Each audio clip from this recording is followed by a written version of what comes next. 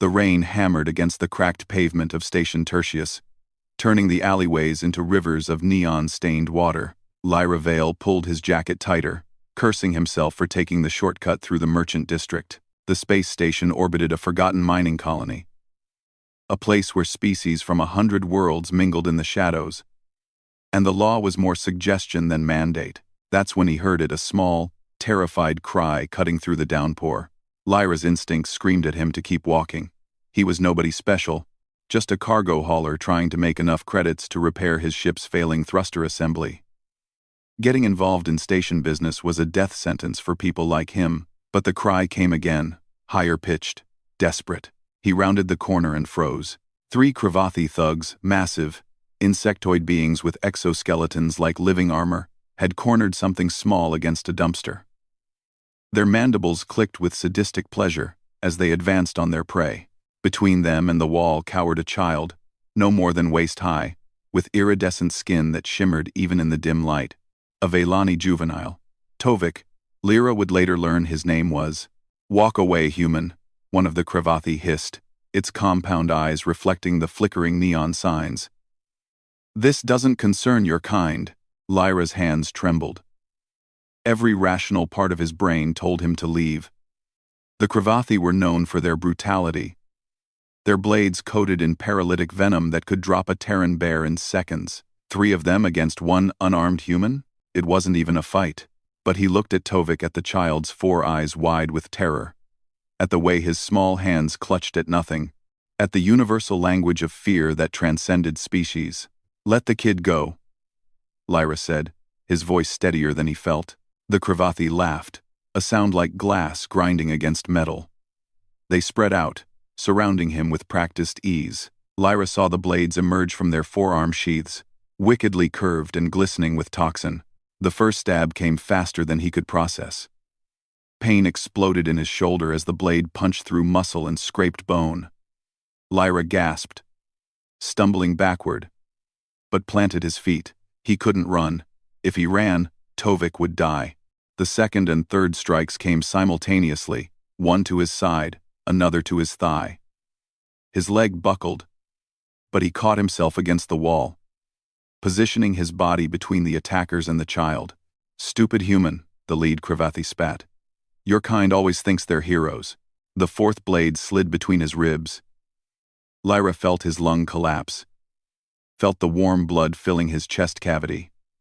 He coughed, tasting copper, but remained standing. Behind him, he could hear Tovik's whimpering, could sense the child's small form pressed against his legs. 5, 6, 7. Each stab was precise, calculated to cause maximum pain without immediate death. The Cravathi wanted him to suffer for his defiance. Lyra's vision swam, darkness creeping in from the edges. His body was shutting down, going into shock, but he didn't fall. The 8th blade should have killed him.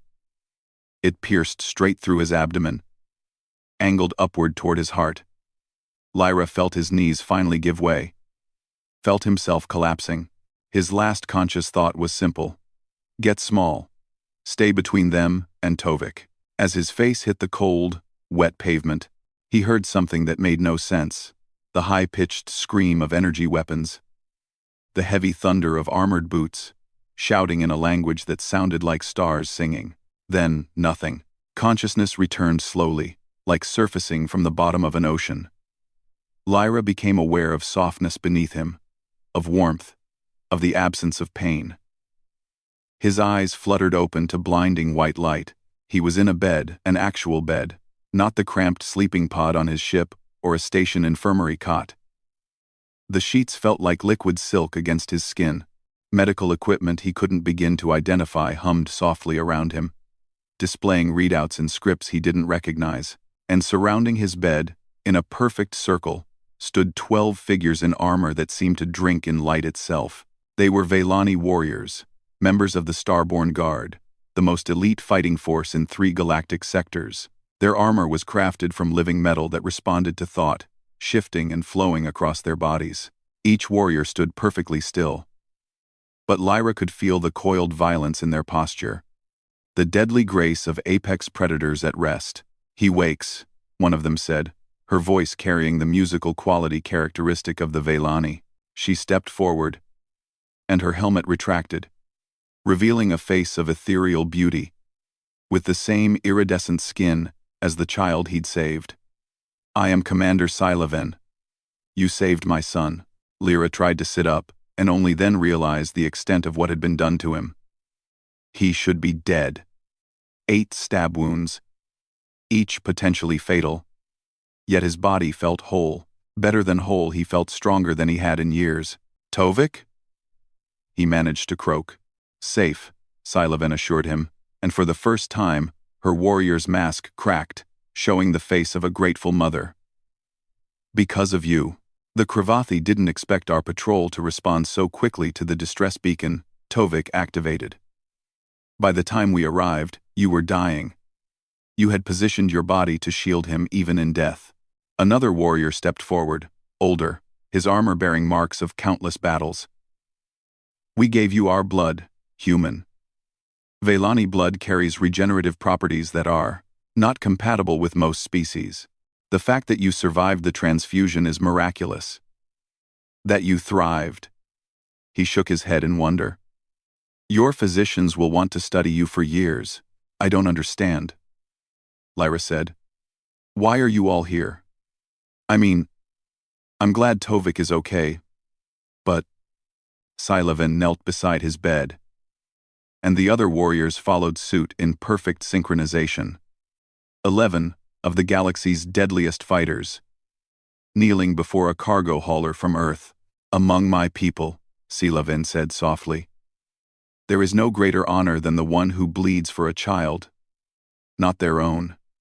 You are not Veilani, yet you upheld our highest law, the protection of the young, even unto death. You took 8 blades that were meant for my son. 8 times you could have fled. 8 times you chose to stand." She reached out and placed her hand over his heart. "We are your bloodsworn now, Lyra Vale. 12 of the Starborn Guard, bound to you by the oldest oath of our people. Where you go, we follow. Your enemies are our enemies.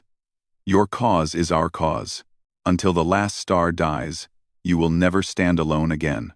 Lyra stared at them, at these legendary warriors kneeling before him, and felt something break open in his chest. Not pain, something else. Something that felt like belonging. I couldn't let them hurt him," he whispered. "He was just a kid." Silaven smiled, and it was like watching a sunrise. "Yes. That is what makes you worthy, human. That is what makes you kin." "Khan." Behind the warriors, the door opened, and a small figure darted through Tovik, his skin shimmering with health and happiness. He threw himself at Lyra's bed, chattering in rapid Veilani, his 4 eyes bright with joy. "He says," Silaven translated, her voice thick with emotion, "that you are his hero, and he is not wrong." Lyra looked around at the impossible scene, at the elite warriors who had sworn themselves to a nobody from Earth, at the child whose life he'd saved, at the future that had just opened before him like a door to the stars. He had taken 8 stabs in a rain-soaked alley, expecting to die alone and forgotten. Instead, he had found a family forged in blood and honor, and the universe would never be the same.